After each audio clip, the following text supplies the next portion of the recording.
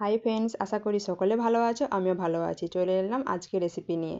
আজ রান্না করব মাগুর মাছের ঝাল। মাছটা ভালো করে কেটে ধুয়ে নিয়েছি। মাছের লবণ আর হলুদটা আমি মাখিয়ে নিচ্ছি। তো মাছগুলো এখন আমি ভেজে নেব। তো দেখো, লাল লাল করে মাছগুলো আমি কিন্তু ভেজে নিয়েছি। তো তেলের মধ্যে দিচ্ছি পেঁয়াজ বাটা। পেঁয়াজটা হালকা একটু কষিয়ে নিয়েছি।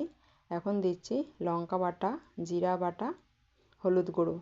অল্প একটু জল দিয়ে খুব ভালো করে মশলাটা কষিয়ে নেব। তো দেখো, মশলা থেকে কিন্তু তেল ছেড়ে দিয়েছে। এখন আমি দিয়ে দিচ্ছি সেদ্ধ করা আলুটা আমি ভেঙে দিয়ে দিলাম। তো কষিয়ে নিচ্ছি।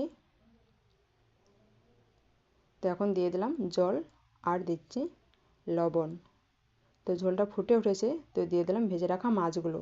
তো মাছগুলো দিয়ে খুব ভালো করে ফুটে নিলেই রেডি মাগুর মাছের ঝাল। যদি ভিডিওটা ভালো লাগে একটা লাইক, কমেন্ট, শেয়ার করে দিও। সকলে ভালো থেকো। দেখা হচ্ছে পরের ভিডিওতে।